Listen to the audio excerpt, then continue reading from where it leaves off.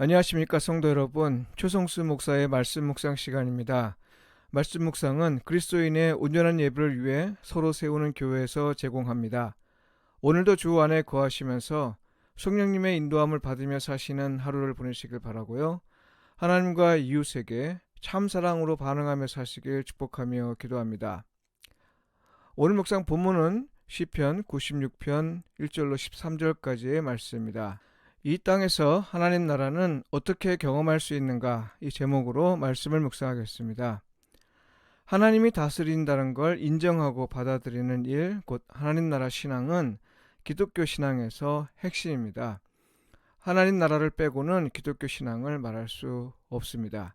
하나님이 세상을 보는 방식을 기독교 세계관이라 말할 수 있는데요.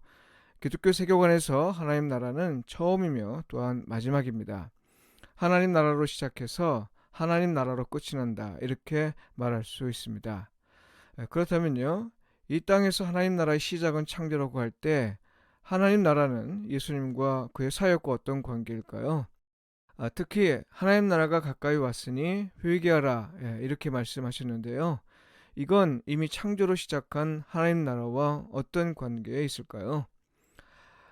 이것에 대해서 한번 살펴보도록 하겠습니다.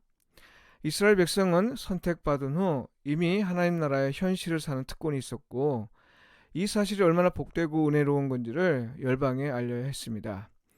그러나 그들은 이 일에서 일관한 태도를 보이지 않았죠.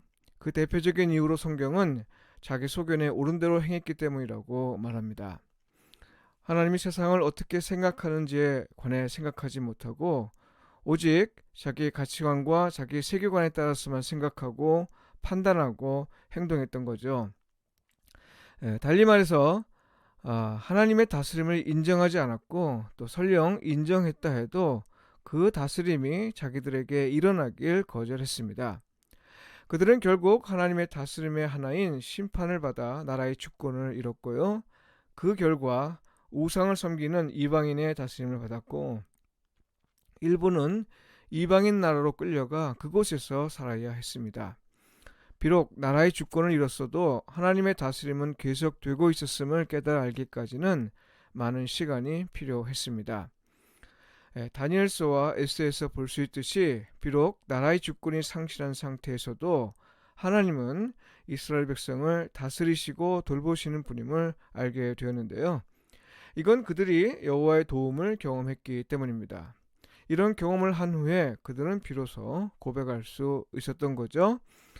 여호와는 살아계시고 조상들과 맺은 언약을 지키시며 약속대로 자기를 신뢰하는 자를 구원하시고 세상을 공의와 공평으로 다스린다는 사실을 고백한 겁니다.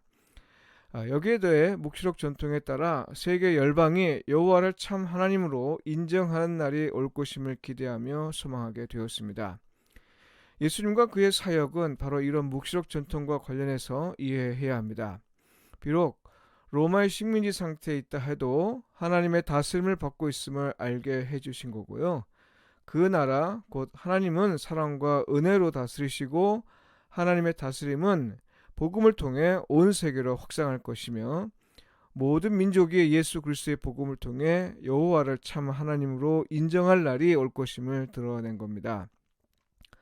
오늘 묵상 본문인 시편 96편은 여호와 하나님이 다스릴 때 우리가 그리고 세상이 어떻게 반응해야 할지 이에 관한 시편이라 말할 수 있습니다. 하나님은 세상을 창조하시고 또 다스리시니 세계가 굳게 서고 흔들리지 않을 것이며 그는 만민을 공평하게 또 의와 진실로 다스리십니다. 이에 그의 백성은 어떻게 반응해야 할까요? 새 노래로 노래하고 그의 이름을 송축하며 그의 구원을 선포하고 여호와 하나님을 다른 모든 신보다 경외할 것이라 했습니다. 열방은 어떻게 반응해야 할까요? 여호와께 영광을 돌리되 그의 이름에 합당한 영광을 돌릴 것이고 예물을 들고 그의 궁정에 들어갈 것이며 아름답고 거룩한 것으로 여호와께 예배하며 반응하라, 이렇게 말하고 있습니다. 자연 만물까지도 여호와 하나님의 다스림에 대해 반응할 것이라 했습니다. 성도 여러분, 만일 우리가 지금 이곳에서 예수 그리스도와 그의 복음 사역에 하나님의 영광에 합당하게 반응하지 못하면요, 우리는 하나님의 다스림을 받지 못하는 사람이 될 것입니다. 이건 무엇을 의미해요? 세계가 요동할 것이라는 거고요. 불공평과 불의와 거짓으로 가득할 것이라는 뜻입니다. 그러니 우리가 하나님의 다스림을 경험하는 가장 확실한 길은 바로 경배와 찬양입니다. 예전을 통한 교회 예배와 더불어 삶을 통한 예배, 곧 온전한 예배로 하나님을 경외하는 겁니다. 많은 가치관이 혼재하는 때이고 많은 신들의 이름이 불리는 때일수록 여호와 하나님을 다른 신보다 더 높여야 합니다. 왜냐하면 여호와는 창조주이시고 세상을 다스리시고 돌보시는 참 하나님이시기 때문입니다. 온전한 예배는 그리스도인으로서 정체성을 지키며 사는 일이 참으로 어렵고 힘든 시기에도 하나님 나라를 경험할 수 있는 가장 좋은 길입니다.